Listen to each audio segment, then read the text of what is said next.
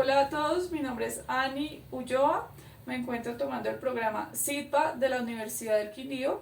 Vamos a tomar este espacio para desarrollar la unidad 2 del programa Organización y Descripción de Archivo, el cual lo vamos a tomar en tres partes. Una primera parte que son aspectos conceptuales, luego vamos a tener foliación de expedientes y vamos a finalizar con un ejemplo práctico de la ordenación.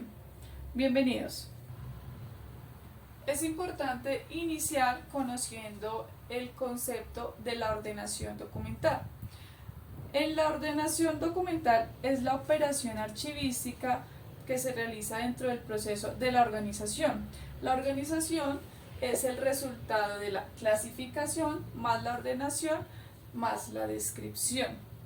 La ordenación consiste en establecer secuencias naturales de manera cronológica y o alfabéticas dentro de una categoría o grupos definidos en la clasificación. Mediante el proceso de ordenación se da disposición física a los documentos, determinando qué documento va primero y qué documento va después. En este paso de la ordenación se unen las unidades documentales de una serie, así como los tipos documentales al interior de los expedientes según un criterio predeterminado. Cumpliendo su fase dentro de la organización, se establece secuencias dentro de las agrupaciones documentales definidas en la fase de la clasificación. Podemos decir que la ordenación es el testimonio de la gestión de los trámites que se dieron origen a tales documentos. Refleja la dinámica administrativa de una empresa. Se puede decir que la ordenación comienza donde ha terminado la clasificación. En el proceso de la ordenación documental al interior de los expedientes, se busca ubicar los documentos en las carpetas que correspondan según las series y subseries. Por medio de tres sistemas de ordenación se disponen según el expediente. Tenemos el alfabético, que se da en letras. Un ejemplo de este son estos expedientes personales, las historias laborales, que me permiten ordenarlos por el nombre de cada empleado. Otro es el cronológico, que son fechas en forma ascendente, mes, día y año, se organizan de esa manera, que pueden ser las actas de reuniones. Y por último tenemos el numérico, que se da de forma ascendente, que pueden ser los comprobantes de pago, el número de control de los expedientes, que vamos del 1 o del número que deja la dependencia hacia arriba. Dando continuidad al proceso de la ordenación documental, es importante que tengamos en cuenta qué son las series documentales.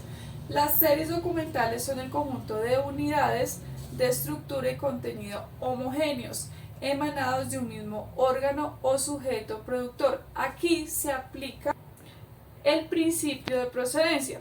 Todo esto como consecuencia de las funciones específicas, generando como resultado una información seriada. Entre sus ejemplos tenemos los contratos, las historias laborales. Las series documentales son testimonio material de las funciones que lleva a cabo el productor. Reflejan siempre las actividades de las diferentes oficinas o unidades administrativas. Las series documentales están conformadas por unas unidades documentales llamadas subseries. Estas se identifican de forma separada por su contenido y características especiales. Entonces podemos decir que las series y subseries documentales son el cuerpo para el desarrollo de las tablas de retención documental. Entre las series documentales tenemos series documentales simples y complejas. Vamos a iniciar con las simples. Las series documentales simples están conformadas por unidades documentales simples. Cada una es independiente de las otras unidades documentales. Comparten entre sí los mismos rasgos estructurales o formales y se colocan sistemáticamente, unas a continuación de las otras. Ningún documento tiene relación con el anterior ni con el siguiente.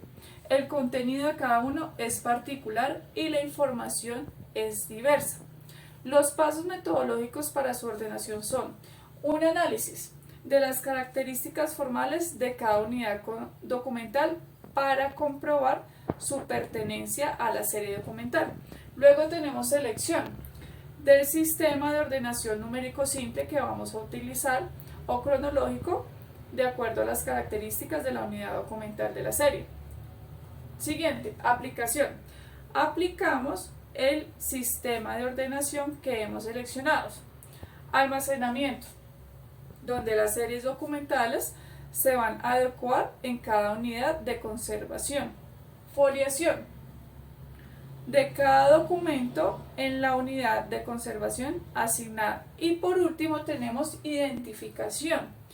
Aquí nos permite identificar cada unidad en su paso de conservación. Como ejemplo de unidades simples, unidades documentales simples, tenemos los NIT, que son los números de identificación tributaria, que no tienen relación el uno con el otro, pero me permiten hacer una sola serie documental en una consecuencia cronológica o alfabética, como se escoja. Ahora, las series documentales complejas. Estas se conforman por unidades documentales complejas, comúnmente llamadas expedientes. Están compuestas por varios tipos documentales diferentes entre sí, pero relacionados en razón de un trámite determinado. Cada expediente es diferente de otro de su misma serie y por lo general se almacenan en unidades de conservación que son las carpetas de forma separadas. La metodología para su ordenación es equivalente a la de las unidades documentales simples. Tenemos análisis. El análisis de contenido de las unidades documentales para establecer a qué pertenece y a qué proceso administrativo o técnico conlleva. Luego tenemos verificación. Cada unidad documental compleja o expediente refleja el orden original del trámite. Luego tenemos selección de un sistema de ordenación de acuerdo a la característica que me identifique la serie. Aplicación del sistema seleccionado. Almacenamiento. Cada expediente se ordena en la adecuada unidad de conservación de acuerdo con el sistema de ordenación seleccionado. Almacenamiento. Se almacena en una adecuada unidad de conservación. Foliación. Para cada uno de los documentos que conforman el expediente. Y por último, identificación en las diferentes unidades de conservación. Aquí concluimos que las series documentales simples son equivalentes al tipo documental y las complejas al expediente. Un aspecto conceptual básico para todo el tema de organización de archivos es saber qué es una unidad o un tipo documental. Estas son aquellas producidas o recibidas por las unidades administrativas en cumplimiento de cada una de sus funciones. Los tipos documentales son el elemento fundamental de una serie documental. Esta puede ser, como lo hablamos antes, puede ser simple o compleja. Cada unidad documental tiene una estructura formal propia que la diferencia de las demás y un contenido informativo homogéneo. En la organización documental es necesario poder identificar cada uno de los tipos documentales que se producen o se han producido en cada una de las oficinas de acuerdo con sus trámites, a fin de ¿qué? De lograr una correcta ordenación de cada serie documental. Entonces, concluimos que la unidad documental es el resultado físico de una actividad llevada a cabo en las unidades administrativas por las funciones que le han sido asignadas. Ahora, todas estas unidades documentales, las series, las subseries, los expedientes, tienen que tener una ordenación física en un archivo central, en unas estanterías. Vamos a hablar de la rotulación de las carpetas y las cajas de archivo. ¿Por qué es importante la rotulación? Más que eso, es necesaria para identificar el contenido de tal forma que me permita ubicarlo y recuperarlo. La rotulación se aplica para las carpetas, las cajas y el mobiliario de archivo que están involucrados. Las carpetas. Las carpetas de archivo son las que se encargan de proteger y sostener la documentación de la manipulación, pues principalmente Estas están en contacto directo y permanente con los documentos. Son el vehículo de transporte y uso en cada oficina. Las carpetas almacenan folios sueltos en formatos estándar tipo carpeta u oficio. También se pueden usar para almacenar documentos de gran formato como son los mapas, dibujos, etc. Siendo así, se deben ajustar a los diferentes tamaños de los documentos que van a proteger. Las carpetas deben estar almacenadas dentro de las cajas de archivo. Se almacenan de izquierda a derecha, siendo la izquierda la primera carpeta y así sucesivamente hasta llegar a la de la derecha, que va a ser la última. Estas se acomodan dentro de la caja de archivo con el lomo hacia abajo, permitiendo una identificación mucho más fácil. Las carpetas, el material de ellas son de cartón y en su descripción son de 2 tapas de 4 aletas. Este es un ejemplo de cómo deben ir marcadas las carpetas. Deben tener un rótulo donde me permite identificar el código de acuerdo con la tabla de retención documental. También tengo la fecha, también tengo una descripción de la oficina. Si la tengo dentro de una caja, tengo el número de la caja, el archivo al cual pertenece y el nombre de la dependencia. Ahora tenemos las cajas de archivo. Estas tienen la función de almacenar unidades como las carpetas, legajos o libros. Su objetivo principal es proteger la documentación del polvo, la contaminación y los cambios bruscos que tenemos, como la humedad relativa. Sirven como barrera frente a la inundación, presencia de goteras o en casos extremos, incendios.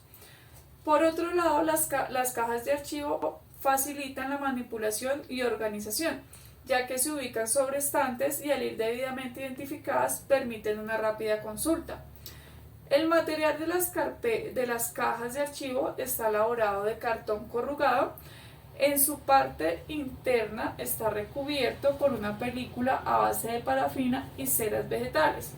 Estas son algunas referencias que tenemos de las cajas de archivo, que es la X100, la X200, que me puede contener aproximadamente 5 carpetas de 200 folios, y la X300, que puede contener aproximadamente 10 carpetas de 200 folios. Tenemos cajas de almacenamiento horizontal y con sobrecubiertas laterales. Es importante saber qué tipo de referencia de caja voy a usar para saber cuántas carpetas puedo organizar y tener una contabilidad anticipada de los documentos de las unidades documentales y hacer así un tentativo de cómo se van a organizar.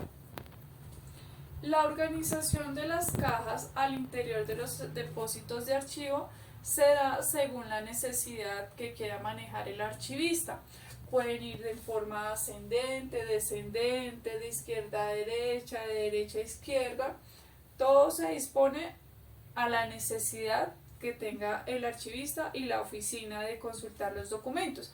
Comúnmente se hace en forma de S, de izquierda a derecha, ¿sí? En el caso de las cajas para archivo central, tienen un sistema de abertura frontal, le dicen tipo nevera o puerta. Esto permite una fácil manipulación y consultar los documentos en la estantería donde están almacenados, pues son más frecuentes en su consulta. Y las cajas para el archivo histórico son diferentes, tienen una abertura en la parte superior, obligando a desplazar la caja de la estantería, tomarla hasta la mesa para su consulta, ya que son documentos de una consulta poco frecuente. Nos encontramos en la parte 2 de la unidad, foliación de expedientes. ¿Cómo se realiza el proceso de foliación de documentos análogos como electrónicos? Las entidades públicas deberán implementar mecanismos para el foliado de los documentos electrónicos de archivo de forma que se garantice la integridad y autenticidad del expediente y los documentos que lo conforman. Por consiguiente, el documento electrónico debe reflejar identificación consecutiva del documento dentro del expediente acorde con el tipo de ordenación que se elija. debe tener identificación inequívoca del documento, los metadatos que asocien el documento al expediente y por último los metadatos que identifiquen que el documento es original o copia. Se deben tener en cuenta algunos parámetros al momento de la digitalización de los documentos análogos como electrónicos. Entre ellos tenemos el estado físico de la documentación, su riqueza histórica e investigativa y las estadísticas de consulta que tiene dicho documento, entre otros parámetros. Todo esto teniendo en cuenta el costo que implica digitalizar. También se deben identificar los documentos que se deben digitalizar. En la identificación es importante verificar el tiempo de retención en la tabla de retención documental. También verificar la disponibilidad final de documento en la tabla de retención documental. Ahora, la clasificación. Una adecuada clasificación nos permite definir si la captura se realizará de forma unitaria o de forma masiva por lotes. La preparación. En esta fase se prepara la documentación a capturar revisando uno a uno los documentos. Reconocimiento de datos e indexación. El objetivo de esta es la extracción de la información relevante contenida en el documento con el fin de facilitar su tratamiento posterior. El control de calidad. Como resultado, tenemos el documento electrónico, que tiene los metadatos asociados, los cuales se determinarán por los protocolos de digitalización previamente definidos. Y por último, tenemos la carga de datos en el archivo digital. Para realizar esta fase del proceso es necesario definir la técnica que se aplicará para comprimir el archivo y esta depende del formato utilizado. En resumidas cuentas, tenemos para el proceso de foliación de los documentos electrónicos, donde iniciamos con la identificación de los documentos en su formato de origen, bien sea análogo o digital. Pasamos a la organización, conformación y gestión. Aquí se implementa el uso del testigo documental en los documentos de formato análogo, con el fin de vincularlos a los documentos interrelacionados con el trámite de los mismos en un formato electrónico. Y se ubica la ruta de almacenamiento, que puede ser en servidor o en disco duro. Y por último, la disposición final y preservación. Aquí se folia y se cierra el expediente en un índice con firma digital del administrador del archivo de gestión. Automáticamente el expediente quedará registrado en el inventario documental e iniciará el conteo de tiempo de retención documental en la tabla de retención documental. El documento electrónico se evidencia en el índice electrónico, el cual tiene un objetivo digital para la identificación de los documentos electrónicos que componen el expediente, los cuales están debidamente ordenados en orden cronológico para reflejar la disposición de los documentos. El índice electrónico me permite la identificación de la totalidad de los documentos que conforman un expediente. También me permite la identificación de la secuencia de los documentos y del orden dentro del expediente electrónico. Me garantiza la integridad del expediente electrónico y permite la recuperación de sus documentos y metadatos. Y por último, garantiza la preservación a largo plazo de los datos y metadatos que conforman el índice electrónico. Finalizamos esta unidad 2 con la última parte, que es la ordenación.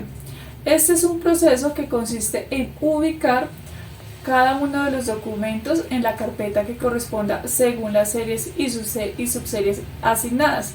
Atienden a un sistema de ordenación. A continuación vamos a ver algunos ejemplos de los diferentes tipos de ordenación que se tienen. Entre los tipos de ordenación tenemos el alfabético, el cual consiste en la ordenación de los documentos por las letras del alfabeto, de la A a la Z. Entre ellos tenemos el ejemplo onomástico. Este es la ordenación alfabética onomástica, se utiliza para series documentales compuestas por expedientes que permanecen abiertos por lapsos grandes de tiempo. Este sistema de ordenación es ideal para archivos de gestión pequeños en el que su crecimiento no es muy alto y facilita la consulta.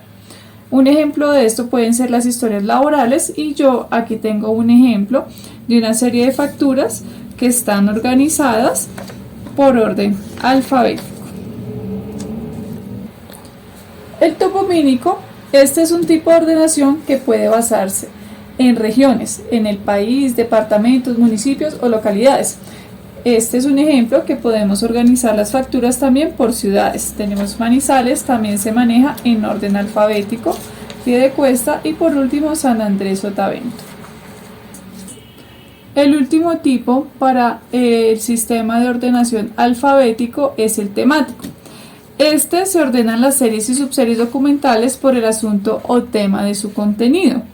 En este caso escogimos los pagos que se han hecho. Aquí tenemos los proveedores y ahí vamos ordenándolos.